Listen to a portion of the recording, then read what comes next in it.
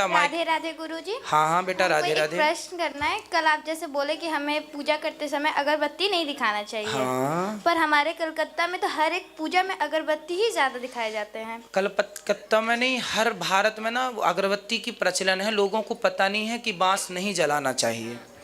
Actually क्या है, हमारे देश में ना ज्ञान का जरा सा अभाव है। साइंस भी ये चीज़ मानती है। साइंस में हर चीज़ क्यों बोल रहा हूँ, साइंटिफिक है। बांस को जलाने से साइंस ये मानता है कि अन्य लकड़ियों में कोई प्रदूषण नहीं होता, पर बांस के जलने से जहरीली गैसें प्रकट होती हैं और वो बहुत हानिकारक होती हैं। तो साइंटिफिक तो ये हुआ कि नहीं जलाना चाहिए। पर हमारे हिंदू धर्म में बांस की पूजा करते हैं, बांस को वंश मानते हैं, तो उसकी पूजा करते हैं, उसको नहीं जलाते। धूप, हमारे यहाँ वेद पुराणों में अगरबत्ती का नहीं है। हमारे यहाँ मंत्र है धूप का। धूपम समर्पयामि दीपम समर्पयामि। धूप दीप, हम लोग देखो आरती भी गाते हैं, धूप दीप तुलसी से। सत्यनारायण भगवान की कथा में धूप दीप तुलसी से राजी सत्य देवा, है ना। ये ओम जय लक्ष्मी रमणा, ये हम लोग आरती जब गाते हैं सत्यनारायण भगवान की, उसमें धूप दीप तुलसी से। धूप दीप तुलसी है, अगरबत्ती में कहीं नहीं है। ठीक है। और एक प्रश्न पूछना है। वो बोलिए। जो साधु संत लोग रहते हैं जिसको आप सुबह प्रसादी बांटते हैं, वो लोग ऑरेंज कपड़ा क्यों पहनते हैं? क्योंकि हमारे देश का जो साधु है ना, सन्यासी, वो भगवा कपड़ा पहनते हैं। भगवा मीन्स ऐसे लाल, जो सूर्य भगवान निकलते हैं तब पूरा आकाश भगवा होता है। वो भगवा जो होता है ना, वो अग्नि का स्वरूप है। जैसे हम लोग अग्नि में डालते हैं सबको स्वाहा, उसी प्रकार संतों ने लाल कपड़ा पहन लिया, अन्य कपड़े त्याग दिए। मतलब लाल कपड़ा अग्नि सूचक है। मतलब उन्होंने अपने जीवन के सुखों को भी समाप्त कर दिया जला करके, और बस केवल आग के स्वरूप में चल रहे हैं, केवल धर्म के प्रचार के लिए, आत्म कल्याण के लिए। उनके सुखों का उनने तिलांजलि कर दी, सुख का त्याग कर दिया। कोई सुख नहीं, बेटे का, बेटी का, पत्नी का कोई सुख नहीं। अपना सिर भी मुड़ा लिया, सब अपना पिंडदान भी कर लिया, सिर्फ लाल कपड़े। समाज उनको तो कपड़े नहीं पहनाते, पर चूंकि समाज में रहना है तो शरीर को ढकना होता है, इसलिए वो कपड़े भी पहनते हैं। नहीं तो हमारे जो नागा साधु हैं वो तो कपड़े भी नहीं पहनते, क्योंकि वो भगवान में लीन है, उन्हें ज़रूरत ही नहीं है। पर समाज में जो रहते हैं वो शरीर को ढक के रहते हैं, क्योंकि मर्यादा है, और इसलिए वो लाल कपड़े, क्योंकि वो अग्नि का सूचक, अग्नि के तुल्य है, इसलिए। ठीक है। राधे राधे गुरुजी। प्रभु जी, हम मुंबई से आए हैं। माइक पास में कीजिए। हाँ जी प्रभु जी। मेरी मम्मी ने सबसे पहले आपको चैनल पे देखा था जी। तो फिर उन्होंने मुझे आपके बारे में बताया, तो मैंने बोला मम्मी मैं भागवत बहुत सुनती हूँ, पर मुझे अब और नए के बारे में मत बताइए। तो वो रोज आपकी कोई ना कोई मुझे स्टोरी बताते थे। तो सुनते सुनते एक दिन मैंने बोला मम्मी इतना फोर्स कर रही है, चलो मैं आज सुन लेती हूँ। मैंने आपका सुना तो मुझे इतना अच्छा लगा, धीरे धीरे करते मैं सुनने लगी। फिर धीरे धीरे मैं अपने बेटे को और हस्बैंड को भी, जैसे मम्मी मुझे बताते थे मैं उनको बताने लगी, पर इन लोगों को कोई इंटरेस्ट नहीं था। फिर क्या हुआ कि मेरे डैडी को गए 8 साल हो गए हैं, तो वो मेरे सपने में आते थे। तो सब मुझे बोलते थे कि तुम कुछ नहीं कर सकती, लड़की हो, जो भी है कुछ करेगा तेरा ब्रदर कर सकता, तुम नहीं कर सकती। बट आपने कथा में ये बताया कि लड़की और लड़के में कोई भेद नहीं है, लड़की तो 2 परिवारों को तार सकती है। जी जी। तो उस वजह से मैंने सोचा कि मैंने भागवत वृंदावन में आके करवानी है। और मैंने यहाँ पे बात की तो पता चला कि मुझे यहाँ पे आना पड़ेगा भागवत के लिए। तो फिर मैंने इन लोगों से बात की तो इन्होंने मना कर दिया। फिर आपका सुना कि पोथी पाठ के बारे में, उसके बारे में तो मुझे पता भी नहीं था कि वो क्या होता है। फिर आपके ही इधर लोगों से बात करके पता चला, और आपने कथा में भी बताया कि उसकी क्या वैल्यू है। तो मैंने डैडी के नाम से वो मैंने अगस्त में करवाई थी, और उसके बाद मेरे डैडी कभी भी सपने में नहीं आए। जैसे उनको आपने बोला था शायद उनकी गति रुकी हुई है, क्योंकि उनका मेरे साथ बहुत ज़्यादा प्यार था। बिल्कुल, जब भी किसी का स्वप्न में बार बार आना हो, मतलब वो उनकी सदगति नहीं हुई, और वो आपसे चाहते हैं कि आप उनके नाम का कोई पुण्य कार्य करिए तो उनकी सदगति हो। पर जब से भागवत आपने सुनी उसके बाद स्वप्न में नहीं आए, मतलब उनकी सदगति हो गई। यही इसका प्रमाण है। भागवत जी सबको मुक्त करती हैं जो जिस भाव से सुने। और प्रभु जी आगे का ये हुआ कि जो मेरा बेटा है, वो जैसे आप बताते हो कि रात के 3 बजे सोना और सुबह 11 बजे उठना, बच्चों का जो आजकल अपनी हाँ। तो वो ऐसे ही था मेरा बेटा, और पबजी खेलना सब कुछ चलता था। अच्छा। तो हम लोग बहुत इसको मना करते थे, तो यहाँ तक भी आई कि हाथापाई तक बात आ गई हमारी आपस में बच्चों के साथ। बट फिर भी इसको हमने फिर छोड़ दिया कि जैसा इसको ठीक लगता है, कुछ कर नहीं पा रहे थे हम इसके लिए। तो फिर उसके बाद जब इसने आपकी कथा सुननी शुरू की, थोड़ा थोड़ा करके, कभी 10 मिनट, कभी 15 मिनट, और ऐसा एक टाइम आया, अभी इसने कैट में ज्वाइन किया, नहीं तो ये एक तरह से फ्री ही था। और उसके बाद अब इसकी क्लास चलती है 4:30 पे, 4:29 भी नहीं, 4:30 तक जब क्लास स्टार्ट नहीं होती तब तक आपका कंटिन्यू ये प्रोग्राम देखता है। और यही बच्चा आपका सुन के कि पेरेंट्स को जीते जी तीर्थ यात्रा की सैर करानी चाहिए, यात्रा करवानी चाहिए, और ये बच्चा आज आपकी कथा की वजह से हम लोगों को वृंदावन लेकर आया है। वाह, सुंदर। ये बेटा है ना आपका? जी जी। आप भी कुछ कहेंगे भैया जी? खड़े हो जाइए। आप पहले कथा नहीं सुनते थे? नहीं जी। पबजी खेलते थे, तो आपको कथा सुनने में अब अच्छा लगने लगा? हाँ जी, हाँ जी। तो आपके जीवन में बदलाव हुआ कथा से? बहुत बहुत बदलाव हुआ है। क्या बदलाव हुआ? अब मैं जहाँ पे रहता हूँ, मतलब जिस एरिया में रहता हूँ, वहाँ पे मतलब भागवत दरवाजे बंद करके सुनना पड़ता है। नहीं क्यों? तो लोग बोलते हैं कि ये बच्चा बैकवर्ड है। अरे, तो ऐसी मानसिकता है वहाँ की? ऐसी मानसिकता है वहाँ पे। अगर आज मैं अभी मम्मी को बोल भी रहा था कि मेरी वीडियो मत दिलवाओ, मेरे दोस्त ने देख लिया तो मेरे को बुलाएंगे नहीं। क्यों?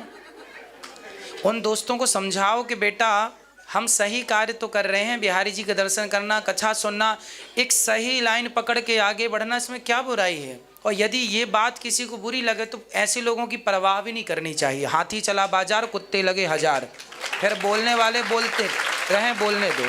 आप अपनी मस्ती से अपने लक्ष्य की ओर चलो और अपना नाम, अपने इज्जत और पैसा कमाओ, और सब कमाते हुए करते हुए धर्म से जुड़े रहो। ठीक है? खुश रहिए। कितनी उम्र है आपकी?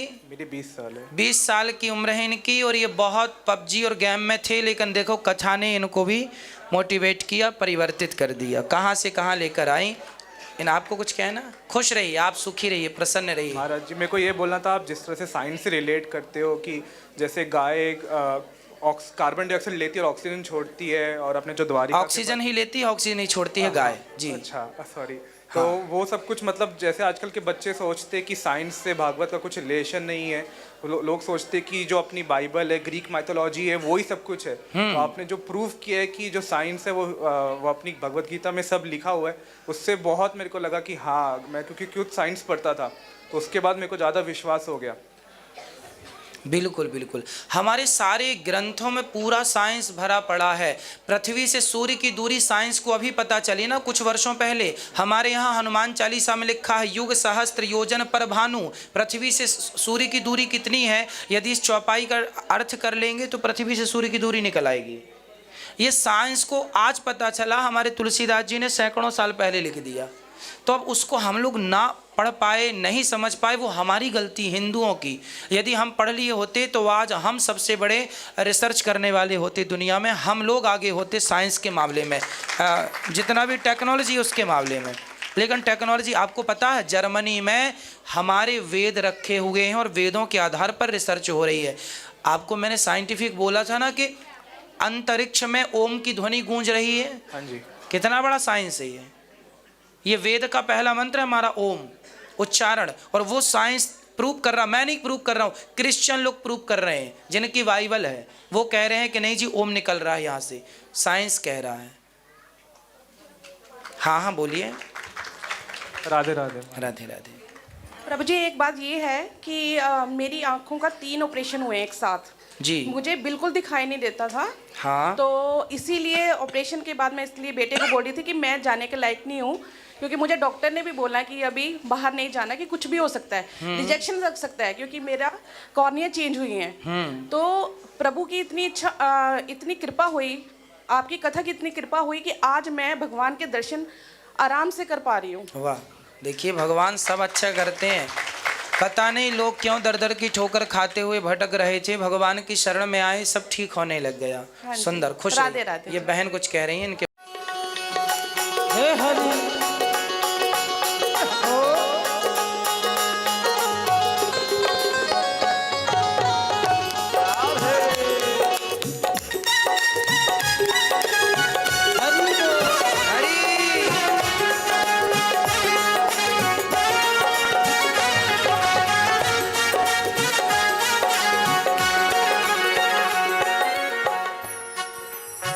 सांवरे से मिलने का, सांवरे से मिलने का सत्संग ही बहाना है। सांवरे से मिलने का सत्संग ही बहाना है। दुनिया वाले क्या जाने, दुनिया वाले क्या जाने, मेरा रिश्ता पुराना है। दुनिया वाले क्या जाने, मेरा रिश्ता पुराना है। सांवरे से मिलने का,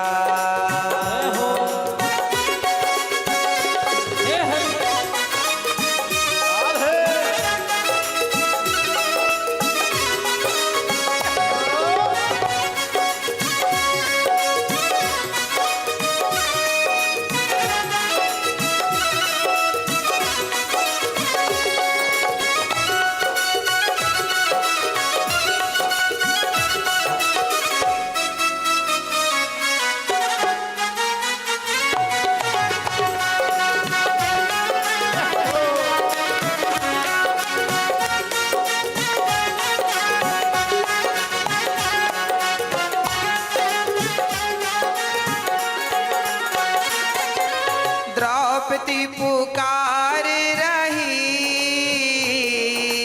आओ मेरे बनवारी। द्रौपदी पुकार रही, अरे आओ मेरे बनवारी। द्रौपदी पुकार रही, आओ मेरे बनवारी।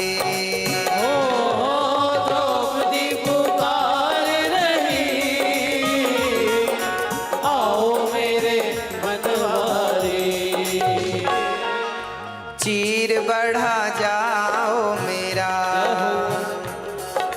चीर बढ़ा जाओ मेरा, मेरी लाज को बचाना है।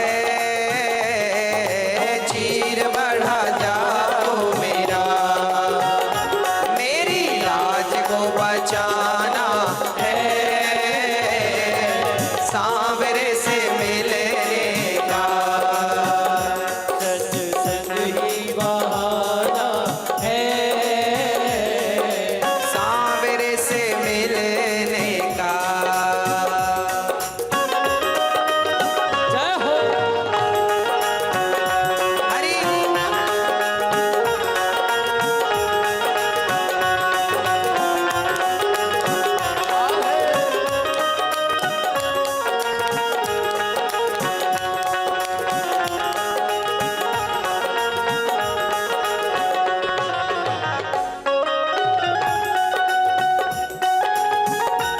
जय हो।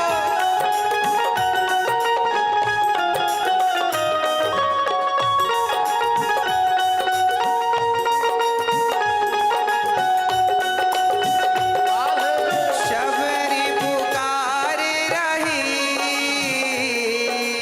आओ मेरे रघुराई। शबरी पुकार रही, आओ मेरे रघुराई।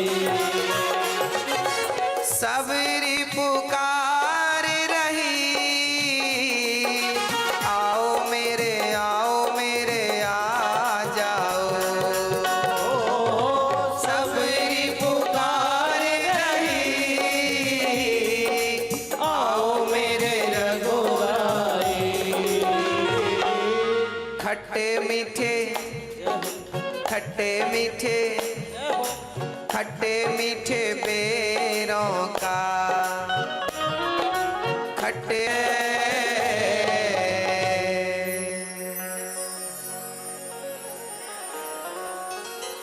मथुरा में ढूंढा तुझे, गोकुल में पाया है।